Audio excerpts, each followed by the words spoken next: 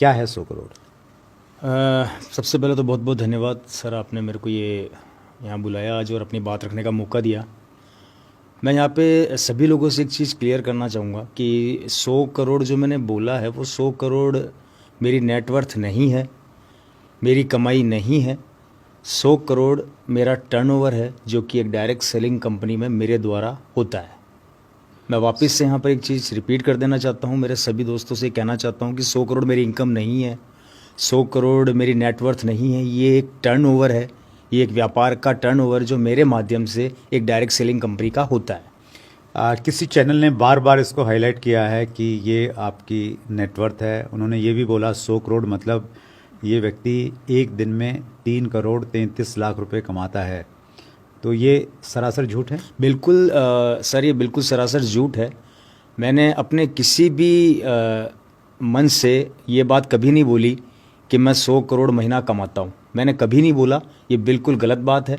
मैंने मन से यही बोला कि मेरा टर्नओवर 100 करोड़ होता है और आज भी मैं उस बात को बिल्कुल बोल रहा हूँ सर। जी सर, मुझे पता था कि ये सवाल ज़रूर आएगा, तो इसके लिए मैं अपने एविडेंस जो है अपने साथ लेकर आया हूँ और वो मैं आपके सामने प्रस्तुत करना चाहता हूँ। प्लीज़। ये जिस डायरेक्ट सेलिंग कंपनी में मैं काम करता हूँ उसका एक स्टेटमेंट है पिछले महीने का, जिसमें जो मेरा टर्नओवर हुआ है वो टर्नओवर हुआ है 120 करोड़ 76 लाख 59,251 रुपये।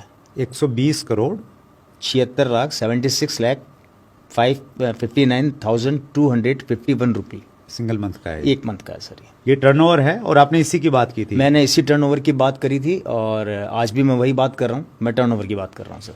राइट। तो पहला जो आपके ऊपर में एक प्रकार से आरोप लगा था वो आरोप गलत था। 100 करोड़ का न आपकी नेटवर्थ की है, न आपकी 100 करोड़ आपकी इनकम की बात हो रही है। जी सर। दूसरा आरोप लगा है कि रवि शर्मा 6 लाख जीएसटी पे करते हैं, क्या कहेंगे? बिल्कुल सर, मैं इस पर यही कहना चाहूँगा कि देखिए, जहाँ आपका टीम वर्क होता है, टीम डेवलप होती है या आप काम करते हैं नेटवर्क इंडस्ट्री में, तो वहाँ पे जब आप एक लेवल पे पहुँचते हैं तो वहाँ पे एक अच्छी इनकम भी आपको मिलती है, एक अच्छा इनकम आपका जनरेट होता है। तो उस चीज़ के लिए भी मैं एक छोटा सा प्रूफ आपके सामने रखना चाहूँगा। ये है मेरी मदर के नाम से है और पारस देवी शर्मा मेरी मदर का नाम है। 31 मार्च 2021 का ये स्टेटमेंट है जिसमें टोटल जीएसटी जो है वो 6,34,842 रुपया जो है मैंने पे किया है और टोटल इंसेंटिव जो है विथ जीएसटी वो है 41,61,745 रुपये। जीएसटी कितना पे किया इसमें आपने? मैं वापस से रिपीट कर देता हूँ। CGST 3,17,421 रुपये, SGST 3,17,421 रुपये, दोनों मिला के आपका टोटल 6,34,842 रुपये। अच्छा, ठीक है। तो आप इस जीएसटी की बात कर रहे थे जी। एक वायरल वीडियो में आपको ये है, आपने ये बोला है कि मैं 6 लाख तो जीएसटी भरता हूँ, इनकम का अंदाजा आप लगा लेना। ये उसी की बात हो रही है? जी सर। तीसरी बातचीत हो रही है आपकी गाड़ियों के बारे में। जी। आपने बहुत सारी गाड़ियाँ खरीदी हैं, इस बारे में आप क्या कहना चाहेंगे? देखिए सर, डायरेक्ट सेलिंग इंडस्ट्री में जब आप काम करते हैं और धीरे धीरे ऊपर जाते हैं तो गाड़ियाँ आज खरीदना कोई बड़ा इतना टफ जॉब नहीं है। गाड़ी एक मिडिल क्लास आदमी भी आज रख रहा है, गाड़ी रख सकता है, कोई इतना बड़ा उसमें बड़ी बात नहीं है। रही बात मैंने गाड़ियों के लिए बोला है तो बिल्कुल सर गाड़ियाँ मिल जाती है, आसानी से मिलती भी है और मेरे पास भी कुछ गाड़ियाँ हैं जिसके लिए मैं थोड़ा से छोटे कुछ प्रूफ लेके आया हूँ जिससे कि लोगों को थोड़ा बिलीव हो। जैसे कि मेरे पास एक गाड़ी है जो वो भी मेरी मदर के नाम से ही है, BMW X5 है। एक मेरे पास अभी जो रिसेंटली मैं रन कर रहा हूँ सेल्टोस है। एक मेरे पास BMW 3 सीरीज़ है। अभी मैं ये गाड़ियाँ रन कर रहा हूँ और बाकी गाड़ियाँ जो है वो आती और जाती है क्योंकि हम जिस इंडस्ट्री का हिस्सा हैं वहाँ गाड़ियाँ ज़्यादा चलती है।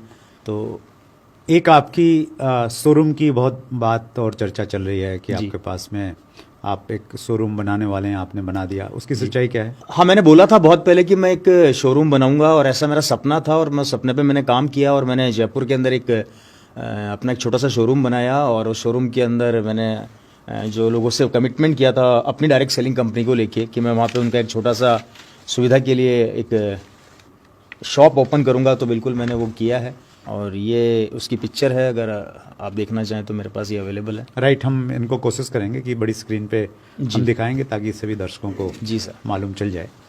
तो ये तो हुई उन आरोपों की बात जो आप पे लगे थे।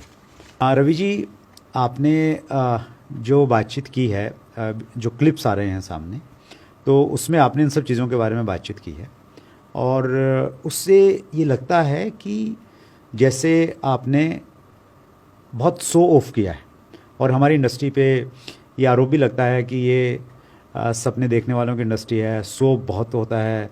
बाकी दूसरी इंडस्ट्री में भी लोग पैसा कमाते हैं लेकिन वो बताते नहीं हैं कि मेरे पास कितनी गाड़ियां हैं, कितने घर हैं, कितना बैंक बैलेंस है, लेकिन यहाँ पे बहुत बताया जाता है।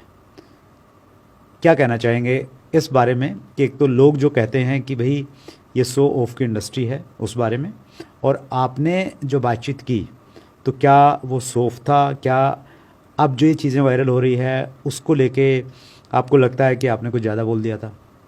सर मैं इसमें कहूँगा direct selling industry basically show off की इंडस्ट्री इसलिए कही जाती है क्योंकि यहाँ पर बिना बताए हम आगे अपनी इंडस्ट्री को बढ़ा नहीं सकते, क्योंकि सपने देखना गलत चीज़ नहीं है।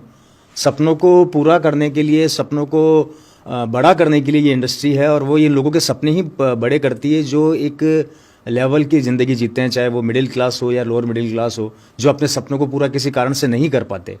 उन सपनों को पूरा करने के लिए एक प्लेटफॉर्म की ज़रूरत होती है और वो प्लेटफॉर्म ये है। और यहाँ पर इसलिए बताया जाता है क्योंकि इस इंडस्ट्री के अंदर काफ़ी ऐसे लोगों ने अपने सपने पूरे किए हैं जो बहुत नीचे तबके से या छोटे लेवल से उठकर आए हैं और उन्होंने उस अचीवमेंट को प्राप्त किया, तो वो इसलिए बताना ज़रूरी होता है। और ये मैं ही नहीं, डायरेक्ट सेलिंग इंडस्ट्री में आप काफ़ी लीडर्स को देखेंगे तो आपको महसूस होगा कि सब लोग इसके बारे में चर्चा करते हैं। फिर भी अगर किसी को मेरी किसी बात से आहत हुआ हो, कोई अगर मेरी बातों से किसी को परेशानी हुई हो, तो मैं उसके लिए बिल्कुल क्षमा याचित हूँ। मेरा कोई इरादा या इंटेंशन किसी का दिल दुखाना नहीं था या किसी के स्वाभिमान को ठेस पहुँचाना नहीं था।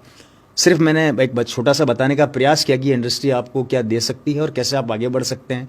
चूँकि मैं भी एक छोटे परिवार से निकल कर, एक गरीब परिवार से निकल कर यहाँ आया हूँ, तो एक भावना मैंने अपनी शेयर करी, एक विचार अपना शेयर किया मैंने। रवि जी, आरंभ में एक प्रश्न हम कायदे से मुझे पूछना चाहिए था लेकिन मैं मिस कर गया, मैं अब पूछ रहा हूँ।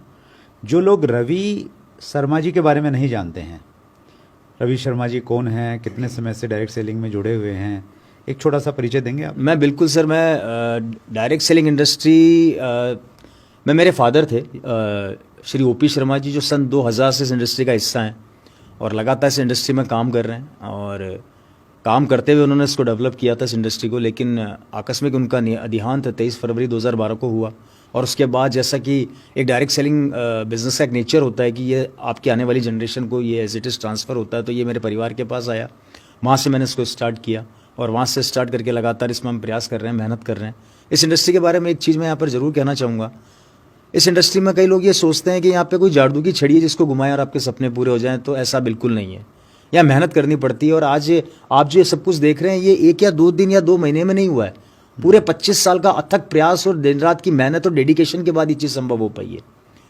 जब मैं इस इंडस्ट्री में आया था तो मेरे पिताजी के द्वारा जो मेहनत हुई, जो उन्होंने मेहनत करी, उस मेहनत का रिजल्ट वो मुझे मिला और आज उस रिजल्ट का नतीजा है कि जो उन्होंने टीम बनाई, वो टीम इतनी स्ट्रांग टीम बनी, इतनी अच्छी टीम बनी कि लगातार वो टीम बढ़ती चली गई और जिसकी वजह से आज मैं इस लेवल पर, इस पोजीशन पर हूँ। तो मैं सभी लोगों से ये कहना चाहता हूँ कि यहाँ पे आप ये ना समझे कि आप एक दिन के अंदर सब कुछ कर लेंगे। यहाँ पर आपको अगर अपने सपने पूरे करने हैं, बड़ा करना है, तो कमिटमेंट के साथ आपको मेहनत करनी ही पड़ेगी। हमें आज यहाँ पे आने में 25 साल लगे हैं, ये 1 या 2 दिन की मेहनत से नहीं हुआ है सर। पूरा 25 साल मेरे परिवार ने इसको दिया है, पूरा 25 साल हमने इस इंडस्ट्री को दिया है, उसके बाद ये चीज़ें अब जाकर संभव हो पाई है। और इसी कारण से मैं यही कहना चाहूँगा सभी लोगों से कि इस इंडस्ट्री में कोई जादू का डंडा नहीं है सर, मेहनत करनी पड़ेगी, दिन रात आपको कमिटमेंट के साथ काम करना पड़ेगा, लोगों को